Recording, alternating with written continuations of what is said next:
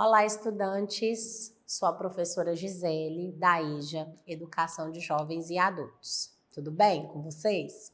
Espero que sim. Hoje nós vamos falar sobre o que extraímos do solo.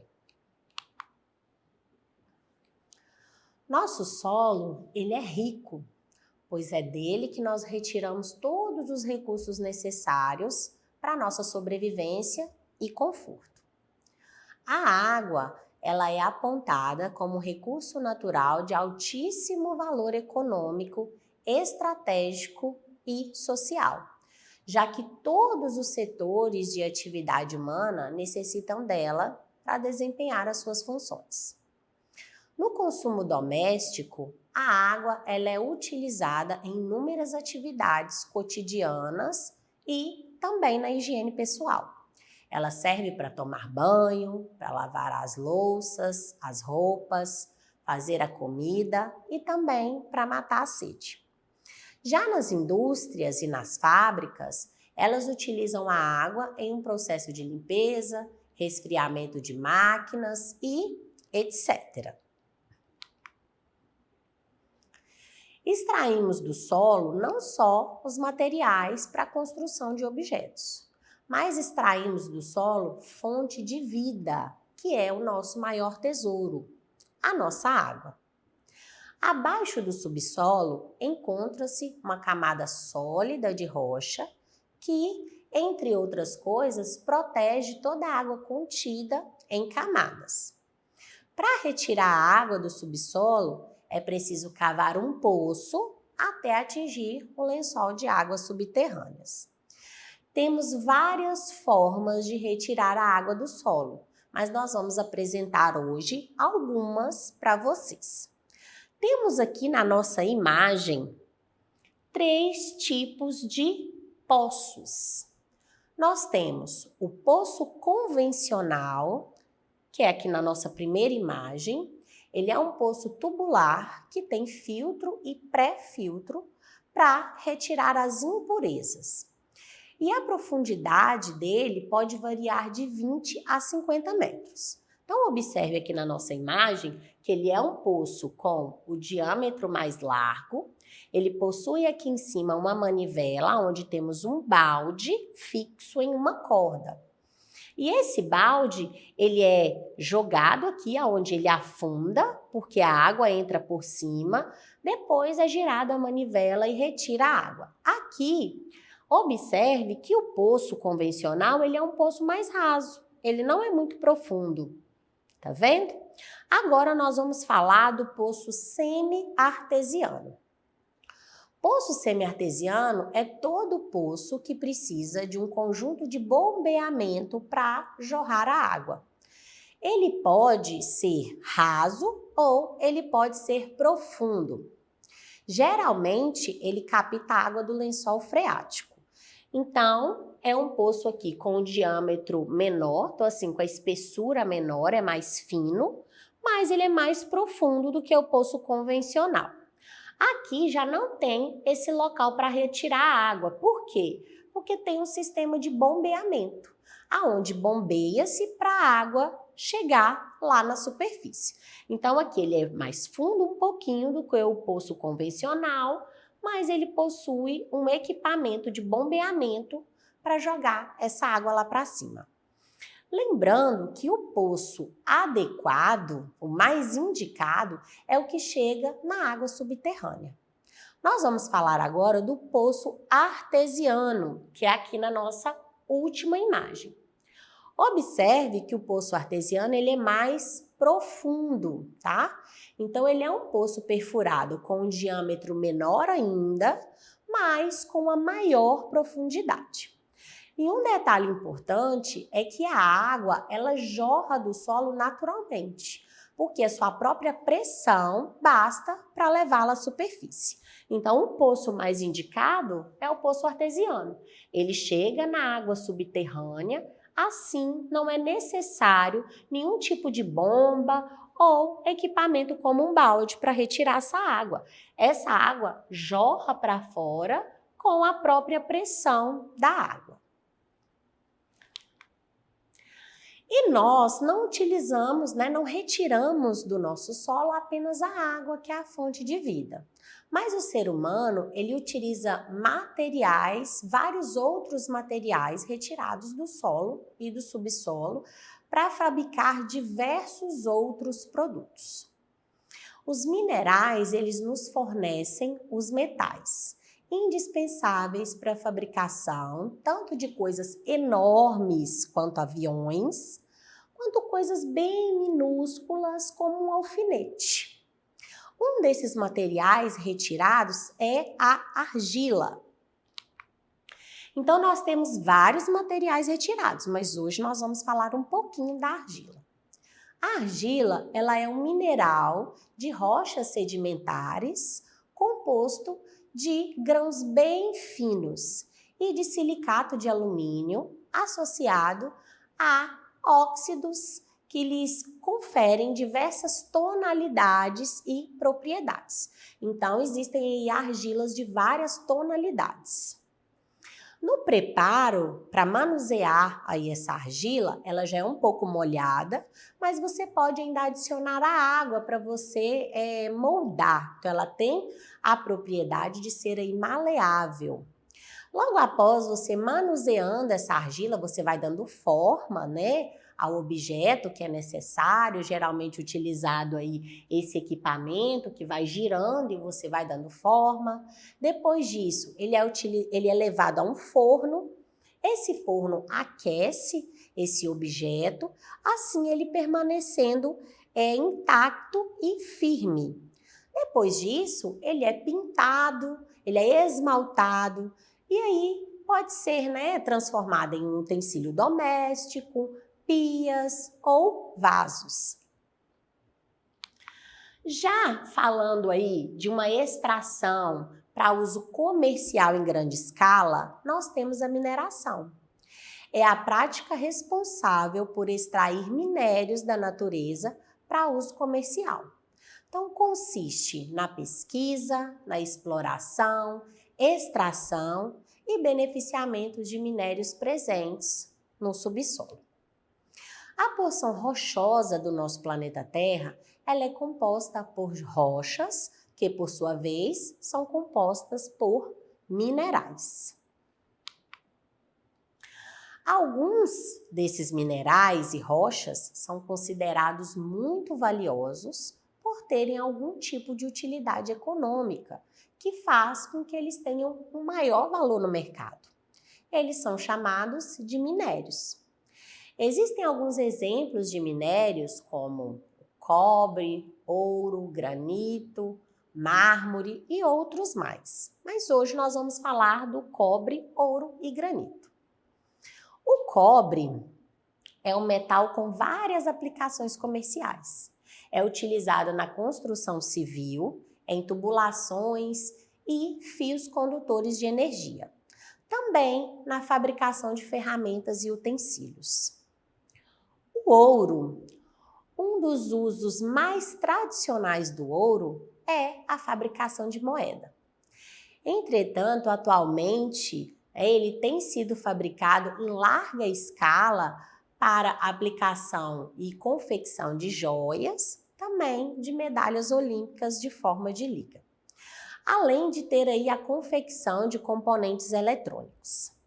Já o granito e o mármore, eles são utilizados na construção civil, para revestimento de pias, pisos, paredes, utilizando aí na parte de acabamento dessas construções civis. E aí nós temos os tipos de mineração encontrados. O homem explora as minas de várias formas. Os tipos de mineração são conhecidos como métodos de lavra, que se referem a técnicas aplicadas na extração do minério. Esses métodos levam em consideração as características da área em que será realizada a atividade, tá? Como, por exemplo, forma, profundidade dos minérios, aspectos geológicos. Nesse momento, são considerados também os aspectos econômicos, sociais e ambientais, bem como a questão de segurança, higiene, a fim de manter ali a vida útil da mina por mais tempo. A lavra a céu aberto, que é aqui nessa primeira imagem, ela consiste em explorar o minério que se encontra em depósitos menos profundos, então com menos profundidade. É uma extração do minério de uma parte não completamente superficial, mas de uma forma que os equipamentos conseguem retirar ali sem perfurar aqui pelo fundo. Então, o nome dessa lavra aqui é lavra a céu aberto. Já nessa segunda imagem, nós temos a lavra subterrânea. Ela consiste na exploração de minério que se encontra em depósitos de maior profundidade. Assim, ela é perfurada numa parte mais profunda, ou então cavados túneis que levam à parte mais profunda desse solo para estar retirando todo esse tipo de minério.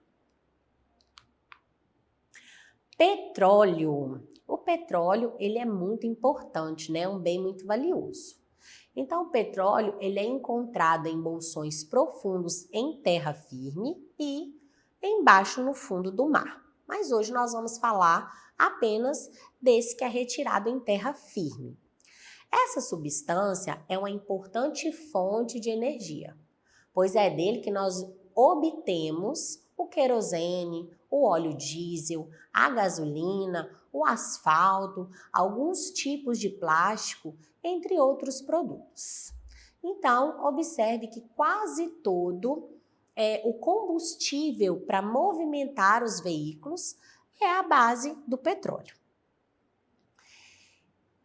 E aí, para a exploração desse petróleo, ela é realizada no continente. Isso é o que eu estou apresentando aqui para você, em terra firme.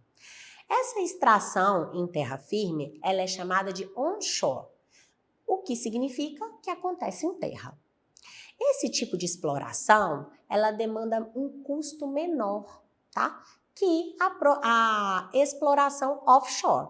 Essa exploração offshore significa que acontece dentro do mar. Então, em terra, ela é mais barata do que dentro do mar. Por quê? Porque os investimentos em equipamentos, eles são menores. Então, eles permitem que pequenas e médias empresas, elas tenham a oportunidade de participar desse mercado. Realiza-se primeiro a perfuração, uma perfuração apenas do solo, tá? Para observar se ali tem o poço mesmo, se é encontrado petróleo. Se realmente existir o petróleo ali, os outros poços, eles são perfurados ao redor. Então, analisa-se a extração, se ela é viável economicamente, se vai ter ali uma rentabilidade. Essa perfuração, ela pode atingir a profundidade de 800 até 6.000 metros para dentro do solo. É feita em terra por meio de sonda, a perfuração. Depois que o petróleo é encontrado lá em bolsões profundos, o que acontece? Esse poço perfurado, ele jorra o petróleo para cima.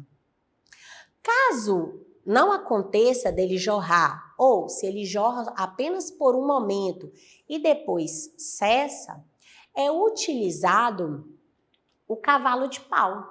Esse cavalo de pau, ele funciona como uma bomba. Então, ele bombeia esse petróleo para cima. Assim é montado espécie de reservatórios aqui do lado, que é encaminhado para as refinarias e após isso é distribuído para os postos de gasolina e outros locais que necessitam desse produto. Mineração no Brasil. O Brasil, ele é um dos principais países no que diz respeito à mineração. Por quê? Porque ele possui uma zona territorial muito grande. Nós temos um país muito grande. Ele é considerado um país com enorme potencial no setor de mineração.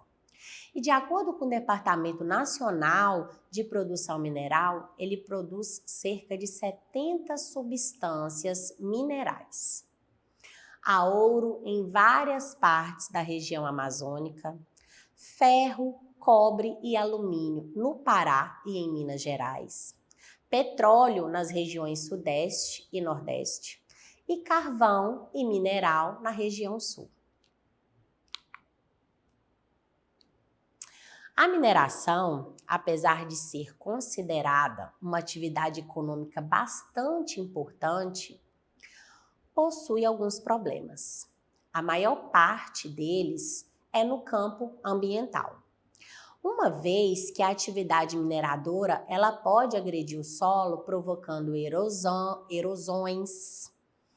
ela pode ter aí alteração na paisagem, contaminação do solo. E quando ela é realizada em regiões florestais, ela amplia o desmatamento e aí ela leva à perda da biodiversidade tanto na fauna quanto na flora. Além disso, há problemas também sociais, causados pelo desemprego gerado pelo esgotamento das jazidas minerais, pelo abandono dessas empresas mineradoras, gerando ali problemas de conservação do espaço geológico. A mineração, ela chega, a um local, a uma cidade, com a promessa de geração de riquezas, empregos, mas são milhões os que no mundo todo pode dar fé do alto custo social que traz embutido. A apropriação das terras da comunidade local, impacto na saúde, alteração nas relações sociais, destruição das formas de sustento de vida da comunidade, desintegração social, mudanças radicais na cultura da região, deslocamento de outras atividades econômicas dos locais atuais ou futuras. Tudo isso, principalmente as condições de trabalho perigosas e insalubres desse tipo de atividade. Também pela poluição sonora. Tanto o barulho ensurdecedor quanto o maquinário, ele pode causar ali não apenas um impacto menor do que tudo que foi falado. O que acontece? Eles geram condições que são insuportáveis, tanto para a população local, quanto para a fauna das florestas. Agora nós vamos para a atividade proposta para você. Durante a nossa aula, eu citei alguns produtos fabricados através do petróleo. Agora, faça uma pesquisa e liste outros tipos de produtos também fabricados a partir do petróleo.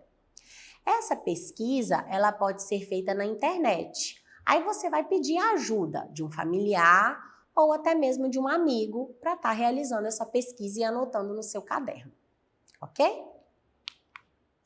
Assim, nós chegamos ao final da nossa aula. E para acessar as nossas atividades na plataforma smedgv.com/aluno, aponte a câmera do seu celular na imagem que aparece aqui no canto da tela. Se inscreva no nosso canal no YouTube, SMedGV, ou acesse as nossas redes sociais, @SMedGV. Até uma próxima aula. Tchau!